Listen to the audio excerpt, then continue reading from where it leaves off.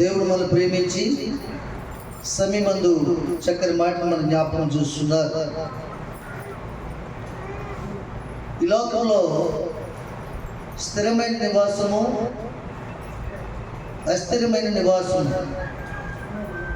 అని రెండు కలిగి ఉన్నాం మనం. ఈ రెండింటిలో ఏది మేలుకరమైంది?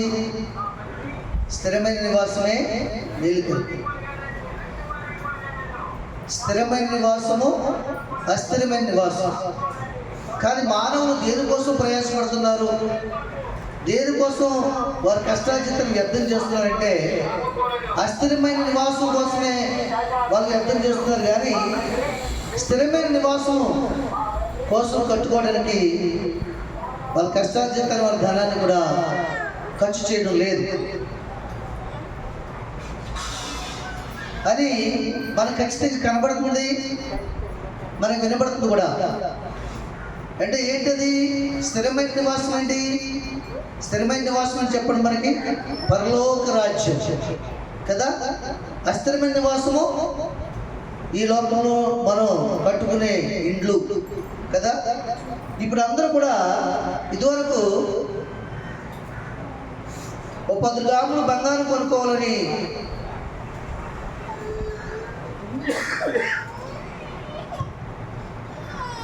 బంగారం ఇంట్లో ఉంటే మంచిదని, ఆపదలో అక్కడికి వస్తుందని ఆ మంచి పని చేసేవారు. లేకపోతే కొంత డబ్బు బ్యాంకులో దాచుకునేవారు, అవసరానికి అక్కడికి ఉపయోగపడుతుందని.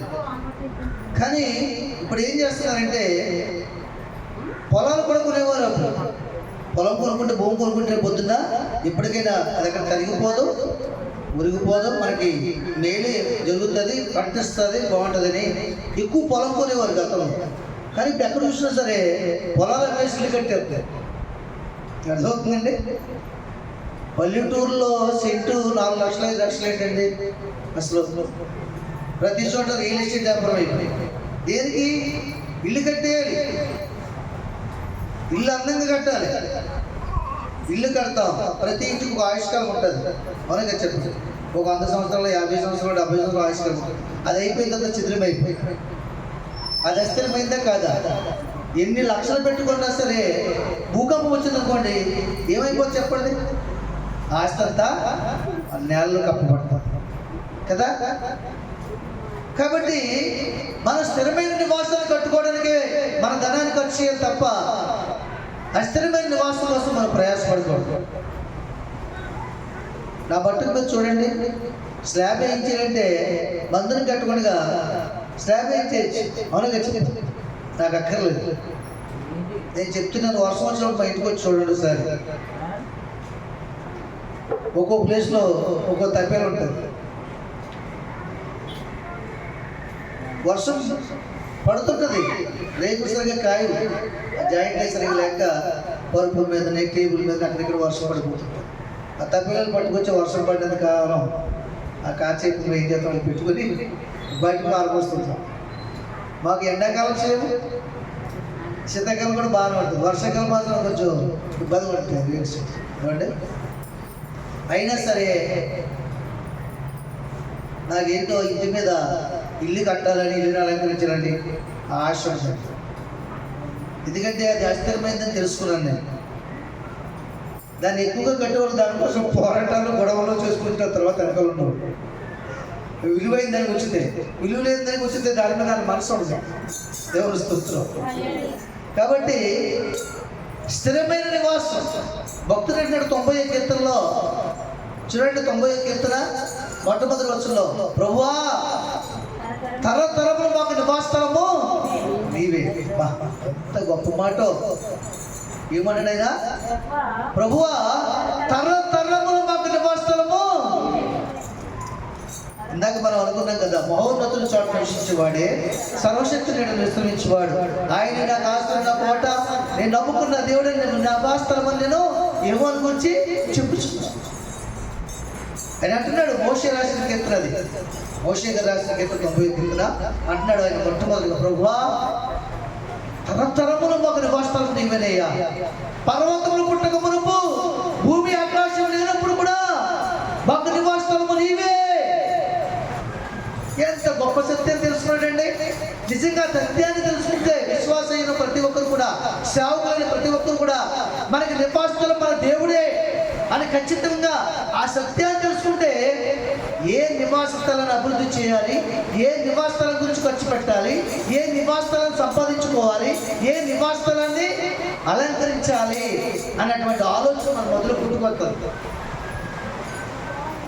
చాలా మంది సేవకులు కూడా, ఎవరిని నేను విమర్శించట్లేదు, సేవకులు కూడా చాలా మంది ఆలయాలు ఏమో షెడ్లో ఉంటాయి, వాళ్ళ ఇల్లు ఏమో భవంతిలో ఉంటాయి, ఆలయాల్లో ఏమొచ్చి పాడైపోయిన ఫ్యాన్లు ఉంటాయి, ఆ ఇల్లు ఏసీలు ఉంటాయి. ఏంటిది? స్థిరమైన నివాసం ఎక్కడుందో తెలుసుకునే స్థితిలో ఉన్నారు. ఆయన అంటున్నాడు, ప్రభువా తరతరముల మాకు నివాస స్థలము. ఎన్నాళ్ళు ఈ భూమి మీద నివసించిన, ఎన్నాళ్ళు అందమైన ఇల్లు కట్టుకున్నా, నరులారా రండి నువ్వు చదివిస్తే ఈ ఖరీదైన ఇంటిని, ఈ భవంతిని, ఈ బంగారాన్ని వెళ్ళి విడిచిపెట్టి నాక తప్పదు. ఆ సత్యాన్ని గ్రహించాడు. ప్రభువా తరతరములు మాకు నివాస స్థలము నీవే, పర్వతము పుట్టక మునుపు భూమి ఆకాశము లేనప్పుడు కూడా నీవే మాకు నివాస స్థలమైన. ఆ సత్యాన్ని తెలుసుకుంటే మనం తెలుసుకోవచ్చు, ప్రయాసపడవచ్చు. మనకి ఎన్ని నివాస స్థలాలు ఉన్నాయో తెలుసా మీకు? ఈ భూమి మీద 3 నివాస స్థలాలు ఉన్నాయి. 4వది పరలోకం ఉంది, అది స్థిరమైనది. 3 నివాస స్థలాలు ఏంటి? మానవుడి ప్రాణం ఉండడానికి దేవుని నివాస స్థలం ఒకటి. అవునుగా చెప్పండి. ఈ దేహము, ఈ ప్రాణము, ఈ మానవ జీవితం గడపడానికి ఈ లోక సంబంధం ఇల్లు ఒకటి. ఈ మానవుడు ఏది మంచో ఏది చెడో తెలుసుకుని దైవ మార్గం నడిచి దేవుని రాజ్యం జరగడానికి దైవ మందిరం అనే ఇల్లు ఒకటి. దేవుని స్తోత్రం. ఈ 3 నివాస స్థలాలు కూడా చాలా ప్రాముఖ్యమైనవి. ఈ 3టికి ఉన్నతమైనది ఏంటంటే, ఏది మంచో ఏది చెడో తెలుసుకుని భూమి మీద తెలియజేసి మంచి మార్గంలో గద్దించి బుద్ధి చెప్పి సరిచేసి నడిపించే దైవ మందిరం అనే నివాస స్థలం చాలా ప్రాముఖ్యమైనది. ఇల్లు లేదనుకోండి, అద్దెంట్లో ఉండొచ్చు, అవునగా చెప్పండి. లేకపోతే ఏదో చిన్న గుడారం వేసుకుని ఉండొచ్చు. ఒకవేళ ఈ దైవ మందిరం అనే ఇల్లు లేదనుకోండి, మనకి మంచి చెట్లు నేర్పించే అవకాశము ఉంటుంది. నీ బిడ్డలకు మంచి నేర్పాలన్నా, నువ్వు మంచి తెలుసుకోవాలన్నా, మంచి మార్గంలో జీవించాలన్నా, ఇతరులకు ప్రేమ కలిగి ఉండాలన్నా, అర్పణ చేయాలన్నా, జాలి మనసు రావాలంటే ఇక్కడ రావాలి. ప్రేమ కలిగిన మనసు రావాలంటే ఇక్కడ రావాలి. మన పొరుగు వారు ఎంత ఉన్నతమైన వారైనా, మనం ఎంత ఉన్నతమైన స్థానంలో ఉన్నా, వాళ్ళ పరిచయం చేయాలని మనసు మనకు రావాలంటే ఇక్కడ రావాలి. ఇవన్నీ నేర్పించేది దైవ మందిరం అనే ఆత్మ సంబంధమైన నివాస స్థలం. ఈ ఆత్మ సంబంధమైన నివాస స్థలంలో ఆయన తేజోమహిమ నిలుచు ఆత్మ మన మధ్యన సంచారం చేస్తుంది కనుక మనలో ప్రేమను కలుగజేస్తుంది, దైవత్వాన్ని కలుగజేస్తుంది, మనల్ని సరిచేస్తుంది. ఇది నీకు తగదు అని గద్దించి బుద్ధి చెప్పి మంచివాడికి సమాజంలో ఒక బహుమానమైన దేవుని కుమారుడిని నిలబడతాడు. దేవుని స్తోత్రం. కాబట్టి భక్తుడు ఏమన్నాడు? భూమి మీద శిథిలమైపోయినటువంటి ఈ గుడారం చిరిగిపోయినను శిథిలమైపోయినను నా మట్టుకైతే బ్రతుకుట క్రీస్తే, సావు అయితే లాభం. చాలా మందికి సావు అయితే లాభం అనుకోరండి. చచ్చిన తిరిగిన వాళ్ళు నష్టం అనుకుంటారు. మనకైతే సావు అయితే లాభమే. కారణం ఏంటో తెలుసా? ఈ మొదటి మరణం ఎప్పుడైతే వచ్చిందో, 2వ మరణాన్ని దాటి నిత్యరాజ్యంలో ప్రవేశించడానికి ఒక ద్వారము మనకు తెరవబడుతుంది. ఇది జరగనంత కాలం అది మూయబడుతుంది. దేవుని స్తోత్రం. కాబట్టి నా మట్టుకైతే బ్రతుకుట క్రీస్తే, సావు అయితే నాకు లాభం. స్థిరమైన నివాసం ఏది అంటే దేవుని రాజ్యం. ఆ స్థిరమైన నివాసం ఎవరికి కలుగుతుంది? దేహానికి కలుగు, కానీ ఈ ఆత్మకు మాత్రమే అది స్థిరమైన నివాసం. ఆకలి లేదు, దప్పిక లేదు, ఆహారతో ఇచ్చాడు. అందుకని నేను మహోన్నతులు చాటించేవాడే, మహోన్నతులు చాటు నివసించేవాడే సర్వశక్తి నన్ను మహోన్నతుడు అంటే ఎక్కడుంటాడు ఆయన? ఈ భూమి మీద దైవమందున నివాసంలో ఉండి నీతో మాట్లాడి సర్వశక్తి నీడలోకి తీసుకెళ్తాడు నేను. ఆయన దేవునికి భయపడి ఉంటుంది. కనుక స్థిరమైన నివాసం కోసమే మనం ప్రయాసపడాలి తప్ప అస్థిరమైన నివాసం కోసం ప్రయాసపడకూడదు. అస్థిరమైన నివాసం రెండు ఉన్నాయి మనకి. ఏంటి? మొదటిది మనం నిర్మించుకునే గృహము, రెండోది ఈ ప్రాణానికి నివాసంగా నిలబడే ఇది.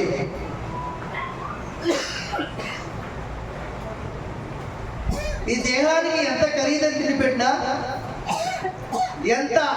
అంత అందంగా అలంకరించుకున్నా, ఎంత ఖరీదైన బట్టలు కట్టినా, ఈ దేహం సరిపోతే మట్టిలో పూస్తే ఇంతకాలం మనం ఆహారం తిన్నాం, మనం కొన్నింటికి ఆహారం అవుతాం. తర్వాత దేవుని స్తోత్రం. పురుగులు సంపరుస్తాయట. పెట్టుకులు పోయిన తర్వాత పెట్ల వరకైతే ముందే తినేస్తాయి బేగా. పురుగులు భూమి లోపల నుంచి వచ్చి ఈ శరీరానికి పురుగులు వచ్చి పురుగులు తింటాయి శరీరం. ఎంత అందం పాట ఉంది కదా, ఎంత మురిసిన అందమా నిన్ను మట్టిలో పెడతారే అందమా, ఎంత మురిసిన అందమా నిన్ను మట్టిలో పెడతారే అందమా, అందమా నువ్వు మురుచుకోకే, అందమా నువ్వు మురుగోకే, అందమా నువ్వు మురుచుకోకే, అందమా నువ్వు మురుగోకే, ఎంత మురిసిన అందమా నిన్ను మట్టిలో పెడతారే అందమా, అందమా నిన్ను మురుగోకే, అందమా నువ్వు మురుచుకోకే, అందమా అందమా నువ్వు మురుచుకోకే, అందమా నువ్వు మురుగోకే, అందమా. దేవునికి మహిమ కలుగుగాక. ఎంత మురిసినా చాలా మంది అద్దాల ముందులు పడి వారి అందాన్ని చూసి మురిచిపోతారు. తెలుసా? వయసులో చేసే పని ఇది. చాలా మంది నేను అందంగా ఉన్నాను, నా సౌందర్యం ఎంత గొప్పది, నేను అలంకరించుకున్నట్టు ఎవరు కూడా అలంకరించుకోలేరు, అసలు నా సొంపు నా ఒప్పు వేరంత కూడా లేదు. నూతనమైన హీరోయిన్ పేర్లు నాకు తెలియదు. ఏమండి? హీరోయిన్తో పోల్చుకుని అలా ఎలా తిప్పుతుంటారు తల వెంట్రుకలు. ఇలాగా అందము మోసం సౌందర్యం వ్యర్థం. ఎందుకంటే అందము మనిషిని పాడు చేస్తారు, సౌందర్యం వ్యర్థమైన జీవితాన్ని కలుగజేస్తారు. దేవునికి భయపడి. కాబట్టి అందమైన ఇల్లు కట్టుకున్నారు, అందులో ఎంతకాలం నివసించగలం మనం. కానీ నిత్యరాజ్యం అనే వాడబారని, ఏమండి, బంగారు వజ్రములు వైడూర్యంతో పొదిగినటువంటి నివాసంలో కట్టుకుంటే అది నిత్య నివాసం. ఇవన్నీ కూడా వ్యర్థమండి. దీన్ని ఎంత పోషించినా, దీన్ని విడిచిపెట్టి వెళ్ళిపోతే ఈ మనిషికి మరలా శవమని 3 అక్షరాలు ఏడవుతాయి. దేవుని స్తోత్రం. ప్రధానమంత్రి గారు చనిపోతే చనిపోయిన తర్వాత శవం అంటారు తప్ప ప్రధానమంత్రి అంటారు. ఈ ప్రాణం ఉన్నంత వరకే విలువ. ఈ ప్రాణం కనుక లేకపోయినట్లయితే అది అస్థిరమైనది. శవము ఎన్ని రోజులు ఇస్తారు? ఉంటే 1 రోజు 2 రోజులు దూరం నుంచి రావాలండి. అది కూడా ఫ్రిడ్జ్లో పెట్టి. తర్వాత మీరు ఎప్పుడైనా పోస్ట్ మార్టం చేసిన బాడీ దగ్గరికి వెళ్ళి దాన్ని మొయ్యడం అనేది చేస్తే అది ఎలాంటి వాసన ఉంటుందో మీకు అర్థమవుతుంది. అప్పుడు మన అన్నం యొక్క పరిమళ వాసన ఎలా ఉంటుందో మీకు తెలుస్తుంది. సువాసన. ఏమంటే ఆ బ్లడ్, ఆ కట్ చేసినటువంటి బ్లడ్ వచ్చినప్పుడు, ఆ చనిపోయిన తర్వాత వచ్చిన బ్లడ్ ఎంత దుర్గంధమో వాంతులు వచ్చేస్తాయి. వాంతులు వెళ్తాయి తెలుసండి. అక్కడ అర్థమవుతుంది మన అర్థము, మన శరీరం తాలూకా పరిస్థితి.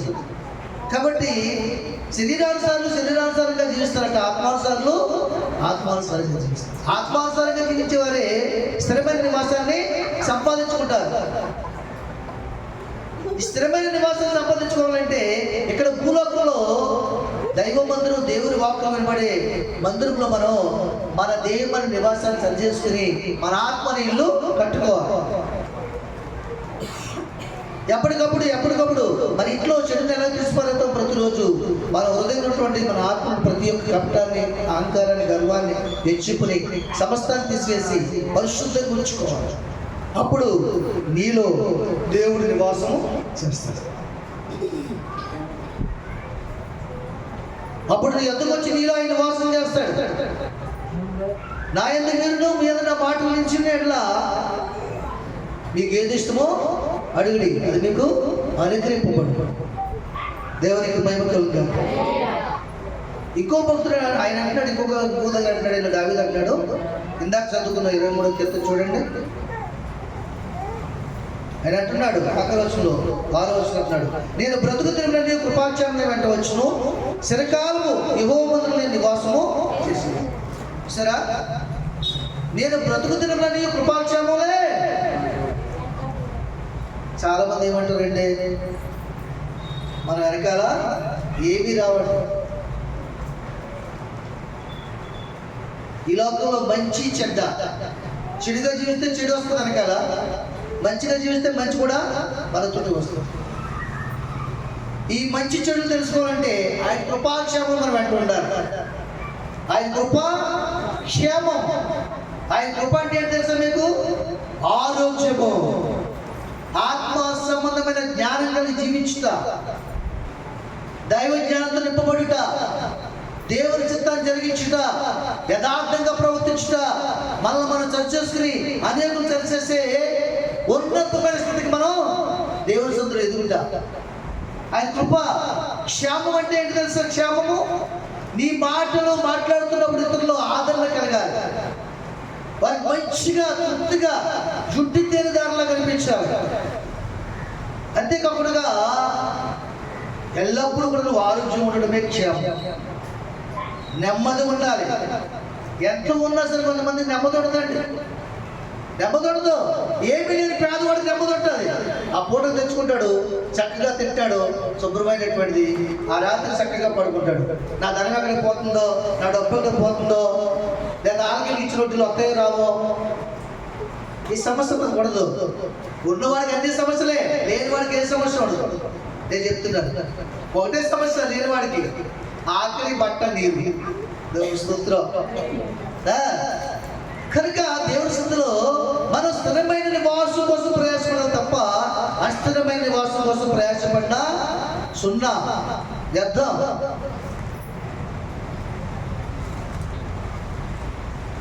ఎందుకంటే అన్ని సమయాల్లో ఆదుకునేది అయిన వాక్యం. చిరకాలము నేను యెహోవా మందిర నివాసము.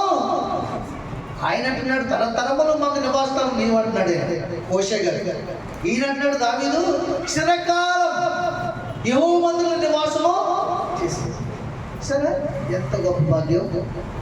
అంటే చిరకాలం, కాలం ఉన్నంత వరకు, భూమి ఆకర్షినంత వరకు ఎవరైనా బ్రతుకుతారా? బ్రతకదు. కానీ మాట ఎందుకు చెప్తున్నాడు? భూమి మీద జీవించినంత కాలం కూడా నేను భక్తి చేసినట్లయితే ఈ భక్తి నన్ను చిరకాలం యెహోవా మందిరంలో, పరలోక రాజ్యం అనే మందిరంలో నివాసం చేసే భాగ్యం నాకు కలగజేస్తుంది. దేవునికి మహిమ కలుగును గాక. భూమి మీద భక్తులైన శ్రేష్ఠులు, వారే నిష్ఠులు, సర్వోన్నత స్థలంలో దేవునికి మహిమయు, ఆయన ఇష్టమైన మనుషులు భూమి మీద సమాధానము, పరలోక రాజ్య నివాసం కలుగును గాక. ఆమేన్. అందుకని ఏమన్నాడు? భూమి మీద భక్తిగా ఉన్న వారికి ఎప్పుడు శ్రమలు ఉంటాయి, ఎప్పుడు ఇరుకులు ఉంటాయి, ఎప్పుడు ఇబ్బందులు ఉంటాయి, ఎప్పుడు కూడా ఆర్థిక సమస్యలు ఉంటాయి. కానీ ఏ సమయానికి ఏం కావాలో ఆ భక్తి వారు ధైర్యం కలిగజేసి అది పరలోక రాజ్యం నుంచి మీ ముందుకు తీసుకొచ్చి అవసరం తెలుస్తుంది. నేను చాలాసార్లు సాక్ష్యం ఇస్తున్నాను మీకు. దేవునికి మహిమ కలుగును. నిన్న కాక మొన్న శుక్రవారం నాడు ప్రయాణం ప్రభు అనుకున్నాను, మనసులో బాధ వచ్చేవా, ఏదైనా సరే నాకు గేట్ కావాలి ప్రభు అనుకున్నాను. పక్కన ఉంది గేట్. ఇంకా కొన్ని పనులు ఉన్నాయి, సాయంత్రం దాన్ని పూర్తి చేస్తాడు రాజు.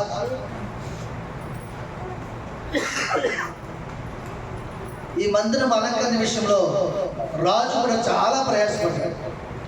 రాత్రి పగలు కష్టపడి పనిచేస్తాడు. ఈ ప్రేమ తయారు చేస్తున్నాడు, ఈ లక్ష్మి విషయంలో ఎంతో సహకరించాడు, గేట్ విషయంలో ఎంతో. రాత్రి పనిచేస్తుంటే నాకు అనిపించింది, నేను పెంచుతున్న బిడ్డలు ప్రయోజకులై ఈ రకంగా దేవునికి ఉపయోగపడుతున్నారు నాయన మన మనసులో ఆనందించారు. దేవునికి మహిమ కలుగును. ఈ మహిమార్థమై నీ మందిరంలో పనిచేసే భాగ్యాన్ని, ఇంత అభివృద్ధిని మీరు తీసుకొచ్చాను ఆయన. దీర్ఘాయుష్యుడైనటువంటి రాజా, అభివృద్ధి చేయండి ప్రభు అని మనసులో ప్రార్థన చేసుకుంటాను. దేవునికి మహిమ కలుగును. చిన్నపిల్లడికి కొత్తలో ఈ తీరి ఈ జ్ఞానం నీకు ఎక్కడి నుంచి వచ్చేస్తుంది అనుకున్నాను నేను. ఇంత పనుడు అయిపోయినా తక్కువ కాలంలో తండ్రి పడి వెళ్ళి చక్కగా నేర్చుకున్నాడు. వాడి కాలం మీద వాడు బ్రతకడానికి ఒక వీలు కళ్ళు చేసుకున్నాడు. ఈరోజు దైవ మందిరానికి ఉపయోగపడుతున్నాడు. నేను చాలా సంతోషించాను. దేవునికి మహిమ కలుగును. హల్లెలూయా. ఆయన అంటున్నాడు, నేను బ్రతుకుతున్నది కృపాక్షేమలే. మన బ్రతుకు దినములన్నీ కూడా ఏం రావాలి అనగల? కృప, క్షేమం. క్షేమం అంటే నెమ్మది, ఆనందము, సంతోషం. దేవుల్లో గడిపే ఆ యొక్క పరిస్థితులన్నీ కూడా ఆయన చిత్తాన్ని జరిగించే మనసుని మనం జీవించాలి. అర్థంగా చాలా ఆనందంగా వస్తారు దైవసన్నిధికి. పండాలకు నచ్చి ఇల్లు రావడానికి 150 రూపాయలు ఖర్చు అవుతుంది సార్. మొట్టమొదటిగా దేవుని సన్నిధికి వస్తారు, దేవుని మహిమపరుస్తారు, వెళ్ళి మన వాళ్ళతో ఆనందిస్తారు. ఎంత గొప్ప భాగ్యం. ఈ మధ్యకాలంలో బాగా మలిచాడు మార్తమ్మ గారు దేవుడు. దేనికైనా ముందుండే మనసు ఇచ్చాడు. దేవుని స్తోత్రం. హల్లెలూయా. మొన్న కూడా నేను అక్కడికి వెళ్తే ఈ ప్రారంభ విషయంలో అక్కడ నేను వెళ్ళినప్పుడు నాకు కాలు కూడా ఇచ్చి పంపించారు ప్రార్థన చేసి. ఈ ప్రార్థన చేశారండి అయ్యారు. కంగారు అంటారు ఏంటి, అడవడం ఏంటి, పరొద్దంటే ప్రార్థన చేసి కాలు పంపించారు. దేవుని స్తోత్రం. ఎందుకంటే మనం అంతకంతకు ఏమవ్వాలి? దేవునికి దగ్గర అవ్వాలి, లోకానికి దూరం అయిపోవాలి. ఎందుకంటే ఇది అశాశ్వతమైంది. దేవుడు శాశ్వతమైన వాడు, నిత్య నివాసి. ఆయన తేజోమయ స్థలంలో మనం నిలిచి ఉండాలి. కృపాక్షేమం మనం వెంట రావాలి. ఆమె బ్రతికినంత కాలం ఎంత భక్తి చేసిందో, ఎంత ప్రార్థన చేస్తుందో, ఎంత మహిమకరంగా జీవించిందో. ఆవిడ చేసిన ప్రార్థన, అతను చేసిన ప్రార్థన దేవుడు అంగీకరించేవాడు. అది ఆయన కృప. ఈ మందిరంలో 3 రోజులు చనిపోయిన వాళ్ళు బ్రతికారు. ప్రాణం వెళ్ళిపోయి మరణం వచ్చింది. మొట్టమొదటి వ్యక్తి బాతులు సూర్యనారాయణ గారు ఏమండి. రెండో వ్యక్తి ఎదురమ్మ గారు మెట్ల మీద వెళ్ళిపోయిన ప్రాణం మరణం వచ్చిన ప్రార్థన చేస్తున్నారు.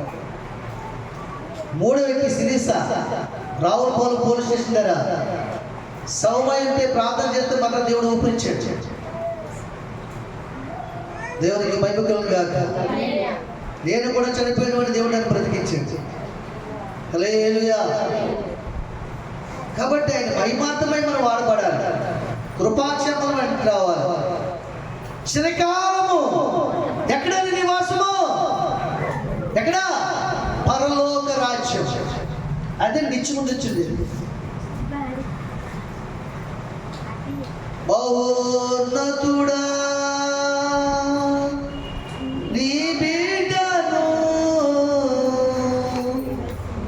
నివసించే నీ బిడ్డను సర్వశక్తుడ నీ నీడన శరణు జోచి యోనాను నీడన ఆశ్రయము నాదు కోట నా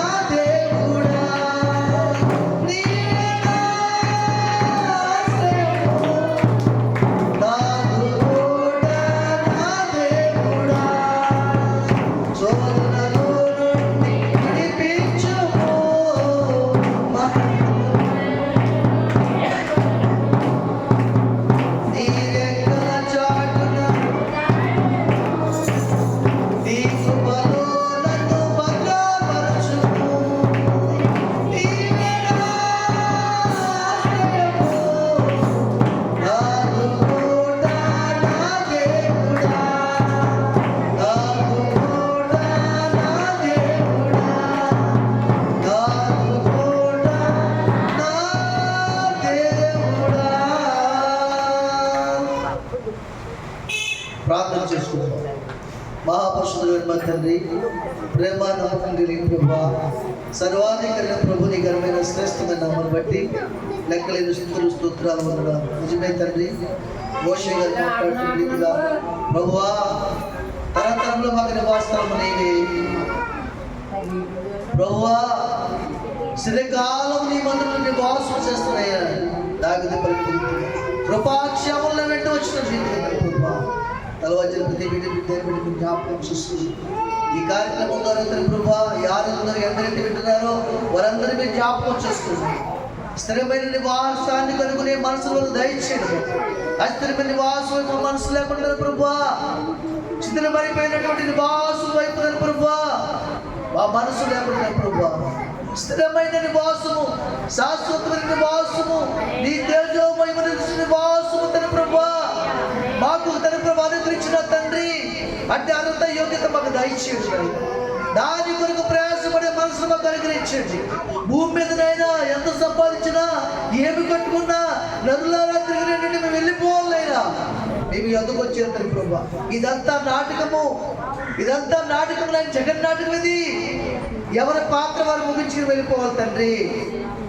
కాబట్టి నిజమైన పాత్ర, ఈ అక్షయమైన పాత్రగా మమ్మల్ని మలచండి. భక్తి కలిగిన పాత్రగా మలచండి, మారు మనసు కలిగిన పాత్రగా మలచండి, మహిమోన్నతమైన పాత్రగా మలచండి నాయన. నీ అభిషేకము పాత్రగా మలచండి నాయన. ప్రతి ఒక్కరికి మారు మనసు దయచేయండి ప్రభువా. ఈ దినము గొప్ప గొప్ప సాక్ష్యములు మందిరంలో వినిపించుకున్నారు. మీకు స్తోత్రాలు తన ప్రభువా. నాయన తన ప్రభు కుమారుడు జ్ఞాపకం చేసుకున్నారా. దేవుడు గొప్పవాడు, డాక్టర్ గొప్పవాడంటే దేవుడే గొప్పవాడు తెలుసుకుంటాను ప్రభువా. ఈ దినముని ఆలయంలో ప్రవేశించాడు తన ప్రభువా. తన ఎముకలు శత్రువా శరీరంలో కాదు మనసుకు నెమ్మది ఆత్మక రక్షణ కలుగు చేయమని వేడుకుంటారు నాయన తన ప్రభువా. ప్రత్యేకంగా తండ్రి భారత సాక్షి ఇచ్చారు తన ప్రభా. చనిపోయిన నన్ను దేవుడు బ్రతికించాడు, నా జీవము గల దేవుడు నన్ను బ్రతికించిన సాక్షి ఇచ్చారు. దీర్ఘాయుష్ని ఇప్పటికీ సాక్షిగా వాడు జ్ఞాపకం చేసుకుని తండ్రి, నీ బిడ్డగా నీ కుమారుని అంగీకరించండి నాయన. రక్షణ భాగ్యం దయచేయండి ప్రభా. నా చనిపోయిన దేవుడు బ్రతికించాడు, నా మనవరాలకి ఆరోగ్యం కలిగజేశాడు, బాధ నుంచి వ్యాధి నుంచి విడిపించిన మంచి సాక్ష్యం పలుకున్నారు ప్రభా. గురించి కూడా జ్ఞాపకం చేసుకుంటాం. దాని బిడ్డల నిమిత్తమై మమ్మల్ని ప్రార్థన చేసుకున్నందుకు సాక్షి ఇచ్చింది ప్రభా. దేవుడు నన్ను బ్రతికించాడు, నా దైవజనులు ప్రార్థన చేస్తున్నాడు, నా కుమార్తెకి మేలు కలిగింది ప్రభా. మరలా నేను కొనుక్కుంటున్నా దేవుని యొద్దని అర్పించిన విధానం కొందరు స్తోత్రం. నూతనమైన కార్యములు, నూతన ఉద్దేశములు, నూతనమైన ఆలోచనలు నింపమని వేడుకుంటాను తండ్రి. మరి ఇంకను తన ప్రభా నా తలవచ్చిన ప్రతి దేని బిడ్డలు మేము జ్ఞాపకం చేసుకుంటాను ప్రభా. మరి సంపూర్ణ ఆలోచన బలం దయచి స్థిరమైన నివాసం వెతికే మనసును కలిగించి అస్థిరమైన దేవుని కొరకు, అస్థిరమైన గృహముల కొరకు, వ్యర్థమైన లోకము తన ప్రభువా, లోకముల రాశ గతించిపోతుంది, నీ మాట నిత్యము నిలుచుంటుందని అని జ్ఞాపకం చేసి ఈ మాట కొరకు జీవించి ఈ మాట కొరకే మరణించే భాగ్యం దయచి ఈ మాట మమ్మల్ని బ్రతికిస్తుంది నాయన. మరణించిన మమ్మల్ని మరలా తిరిగి లేపుతుంది తన ప్రభా. ఈ రాజ్యాన్ని చేస్తుంది సత్యాన్ని దయచి దాని కొరకు ప్రయాసపడే మనసును దయచేసి శాశ్వతమైన నివాసం కొరకు ప్రభా ప్రయాసపడే హృదయ స్థితిని మనస్సాక్షిని వారికి అనుగ్రహించి నడిపించమని మహిమార్థమై వాడుకున్నాను. దీవించి ఆత్మరించమని యేసుక్రీస్తు శ్రేష్టమైన నామను బట్టి అడిగి వేడుకుందాన్ని పలుకుతాను. ఆమేన్.